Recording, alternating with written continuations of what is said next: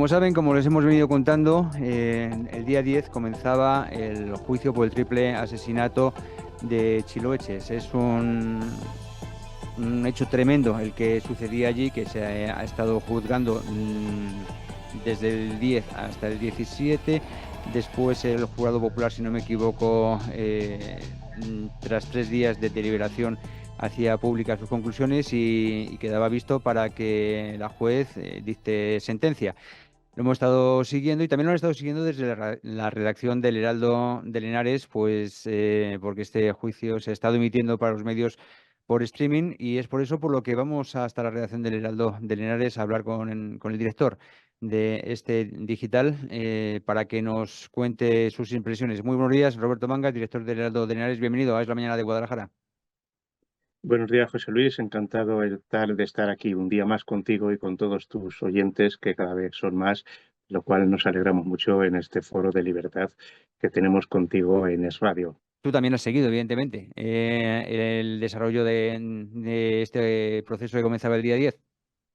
Sí, por supuesto. Además, tenemos que decirle a todos tus oyentes, igual que le hemos dicho a los lectores del Heraldo de Linares, que en estos momentos convulsos de involución democrática, de marcha atrás en las libertades y de enfrentamiento provocado desde el poder político hacia un poder del Estado, que es el poder judicial, que es el que está sosteniendo la democracia frente a Sánchez y frente a la locura esta autocrática que nos gobierna, pues el juicio este es un mero acto simbólico de esta libertad, de defensa que hace el Poder Judicial respecto a la autocracia que se nos quiere implantar.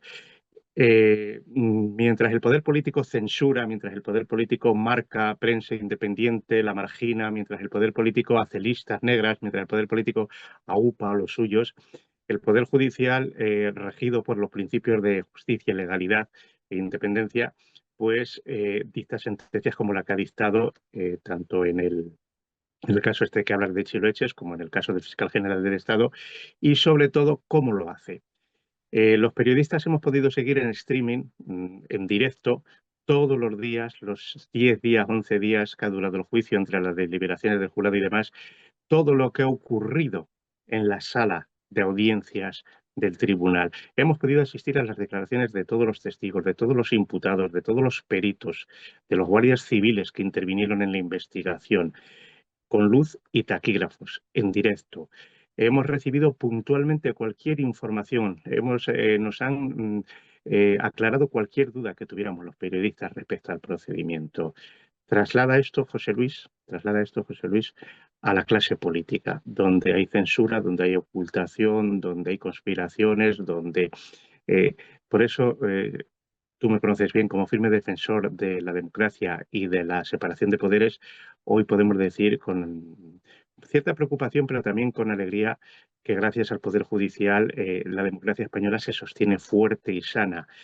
Por eso la vergonzosa manifestación de este fin de semana de gente apoyando a un delincuente condenado en firme por el Supremo por revelar datos reservados de una persona por intereses políticos, entristece que haya gente todavía con tanta amargura, con tanto odio, con tanto rencor, como para desear tiempos pretéritos donde no había democracia, donde el poder político decidía a quién se condenaba y a quién no se condenaba.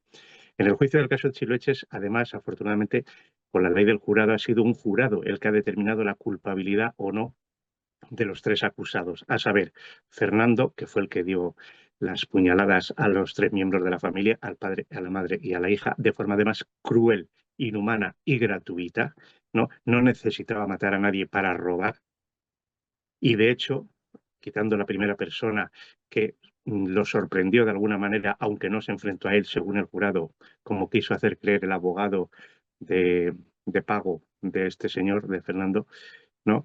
Tanto la madre como la hija, una acostada en la cama, desnuda, de espaldas, durmiendo, y la hija corriendo por las escaleras que no suponía ningún peligro. Entonces, ahora este criminal se enfrenta a la pena de prisión permanente revisable y 2 más de asesinato. Y es una diferencia muy sustancial, dirán los oyentes. Bueno, ¿qué más da? Una de prisión permanente si en 20 años está en la calle, 2 de asesinato, se juntan todas. No, no, no, no.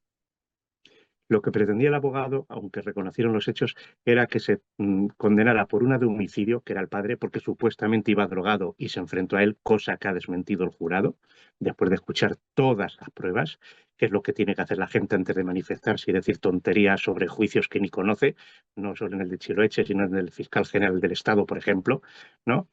Y a los otros dos, a 5 años de prisión, más o menos, le caerá uno por cómplice y otro por cooperador necesario. ¿Y por qué decimos que no es lo mismo que se le condena a una pena de prisión permanente revisable, que la izquierda estaba muy en contra de estas penas, incluso para los violadores y asesinos? No sabemos muy bien por qué, ¿no? Siempre amigos de los delincuentes. Porque si se le condena a la pena de prisión permanente y no a 3 asesinatos, sino a 2 más una pena de prisión permanente, cuando termine de cumplir la pena de prisión permanente empezará a cumplir la de los asesinatos. Sin embargo, si son 3 asesinatos o 2 asesinatos y un homicidio, se le haría una refundición de penas y saldría mucho antes. Es decir, tendríamos a este sujeto mucho antes por las calles de Chiloeches, de Guadalajara, de Pió, de donde fuera. Y sujetos criminales, asesinos como este, condenados por el jurado, los queremos lejos, muy lejos de la sociedad, muy lejos de nuestras casas. Luego, qué decir, pues del chofer, yo creo que era el más tonto de la cuadrilla, el que le llevó a la casa, y bueno, se le ha condenado solo como cómplice. Se ha librado de la condena por cooperador necesario, que sería mucho más. Quizá le caigan 2 o 3 años más el tiempo que estuvo ya en prisión, quizás salga pronto. Y el tercero, el exnovio de la chica, este sí que produce un horror y una crueldad terrible. O sea, eres novio de una criatura, de una chica de 20 y pocos años, y Pergeñas, con 2 amigos tan yonkis como tú, ¿no? Entré en su casa a robarle a los padres de tu novia. O sea, es algo inaudito. Entonces, José Luis, 2 cosas. El Poder Judicial funciona bien cuando lo dejan y cuando no se intentan inmiscuir en él, da imagen de independencia, de libertad y de transparencia, cosa que la clase política cada día menos, ¿no? Y tercero, las instituciones funcionan y estos 3 criminales van a ir a la cárcel, uno de ellos para mucho, mucho, muchísimo tiempo. Ujú. Estaremos muy pendientes a esta sentencia que no sé si es esta semana cuando será pública. Bueno, la ley establece unos plazos para dictar sentencia una vez que la juez tiene el veredicto, que por cierto el veredicto tuvo varios vaivenes, incluso se mandó recluir de nuevo al jurado en el hotel donde estaban, porque había habido un fallo en hacer un veredicto un jurado. La gente no lo sabe, no, es culpable o inocente, no, no, no, no, no, no. Había 40 preguntas que tenían que contestar, algunas de ellas con muchas subsecciones, y de hecho una pregunta tenía 40 repreguntas dentro de la propia pregunta. Y todas ellas, 100 y pico preguntas, una a una, la tienen que ir contestando los 9 miembros del jurado, poniéndose de acuerdo para ver si sí, no, bueno, vale, blanco, negro. Y una vez que llegan a un mínimo que establece la ley para culpabilidad o no culpabilidad, ¿no? Por eso la lectura del veredicto del jurado por el jurado fue apasionante, cuando el miembro portavoz no iba leyendo a la primera pregunta, 9 miembros, sí, no, blanco, negro, no culpabilidad, culpabilidad. Es muy complicado, además es una cuestión que es de civismo total, de renunciar durante 10 días, como bien has dicho, José Luis, a tu vida particular, privada, familiar, para estar desempeñando esta función de jurado. A veces se equivocan, lo hemos dicho aquí, muchas veces se equivocan, pero para eso está la presidenta del Tribunal del Jurado, que en este caso es la presidenta de la audiencia, que puede corregir o no, o incluso anular el veredicto. En este caso no solo lo anuló, sino lo dio por bueno, y ahora ella tiene que redactar la sentencia en función de lo que ha dicho el jurado. Puede Mm. tardar 3, 5, 10, 15, 20 días, dependiendo de la complejidad. En este caso entendemos que son 3 asesinatos con 3 culpables, ¿no? Con 3 acusados, uno de ellos de los 3 asesinatos, otros 2 del robo con fuerza y violencia en casa habitada. Entonces, pueden tardar más o menos, pero yo creo que en unos 10 días desde el veredicto tendremos sentencia. Ujú. Bueno, pues estaremos, por supuesto, también muy pendientes. No es este el único tema del que te queríamos preguntar. Hay otro que también nos ha llamado mucho la atención de cuantos hemos visto en el Heraldo de Henares, y es el que hace alusión a la admisión de parte del recurso del el exalcalde de Fontanar, que podría finalmente librarse de ir a prisión, ¿no? Bueno, sí, otra exclusiva más del Heraldo de Henares, además en la sección de tribunales, que todos los lectores que conocen, que es el periódico de referencia de información de tribunales de la provincia y casi de la región, además con análisis profundo y conocimiento de hechos, después de más de 40 años de trabajo en tribunales. Entonces, Víctor Sanvidal empezó enfrentándose, bueno, ha tenido varios procedimientos desde que dejó de ser del PSOE, porque todos estos delitos, supuestos delitos que se están juzgando ahora y que algunos han salido con condena absolutoria y otros con condenatoria, como este que vamos a hablar, se cometieron durante su etapa como alcalde socialista de Fontanar, 2015 a 2019. Ahí están las fotos, las listas electorales con foto, con Paje, con Bellido y demás. Que ahora parece que se quieren desligar, como de Ábalos y de Cerdán. No, mire, es que eran dos que pasaban por aquí. Llevaban en coche a Sánchez, pero ni lo conocían. Vamos, es que Sánchez ni los nombró, pues lo mismo. Con Víctor San Vidal ahora parece que nadie en el PSOE de Guadalajara ni de Castilla-La Mancha lo conocía cuando eran uña y carne, Bellido y él. Bueno, pues Víctor San Vidal empezó, cuando dejó de ser del PSOE, con una petición de pena de la Fiscalía, algo brutal, descomunal, además con unas actuaciones desmesuradas, como ha pasado con el novio de la pareja, con el novio de Ayuso, ¿no? Que dependiendo de quién parezca que es el acusado, parece que la Fiscalía a veces toma más interés o menos. Vimos que a Irízar y a Bellido la Fiscalía dijo que aunque habían adjudicado, le había adjudicado el uno al otro 500.000 euros en contratos a dedo de menor cuantía, algunos de 20.000 euros, pues que no tenían por qué saber, vamos, que eso no era, que era irregular, pero que vamos, que pelillos a la mar, dos licenciados en Derecho, ¿no? Y sin embargo, a Víctor San Vidal, por 3.000 euros que hacen todos los ayuntamientos de la provincia, que es para cuando van a hacer una caldereta popular, unas fiestas, recogen dinero de los vecinos, luego van y lo pagan, compran la caldereta, tal, incluso a veces el concejal se lo lleva en un sobre a su casa, al día siguiente va y le va al frutero y al panadero y lo paga. Bueno, pues parece ser que Víctor San Vidal, algún dinero de este que se ponían los vecinos para las ferias, que le votaban masivamente, no lo olvidemos, incluso cuando estaba imputado, pues que se lo llevó para casa y no lo devolvió. Según la sentencia, 3.000 y pico euros. Pues la Fiscalía le llegó a pedir 10 años de prisión.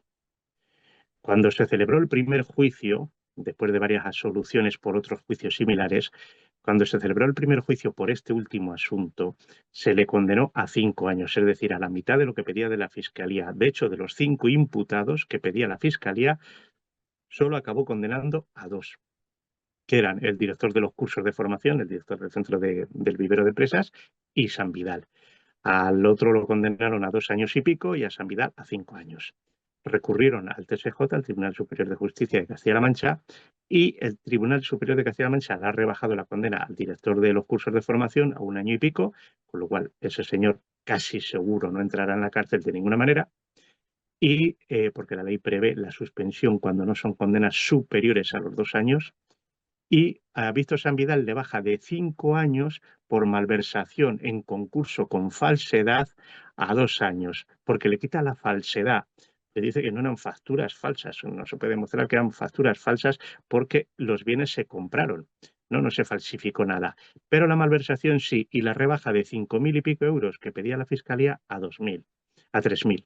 Entonces, Víctor San Vidal ahora tiene de su lado una rebaja de condena, que es delincuente primario, como dice la ley, es decir, la primera condena en un delito grave que se le impone, y puede solicitar la suspensión de la pena.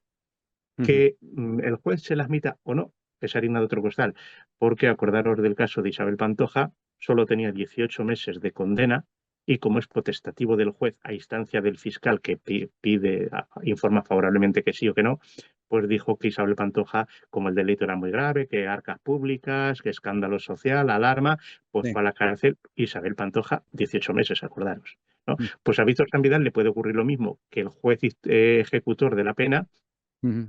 pues diga, no, porque es un delito grave de dinero público y Ujú. no se la suspenda, pero por 3.000 euros, José Luis, yo creo que se la van a suspender, no va a entrar en la cárcel.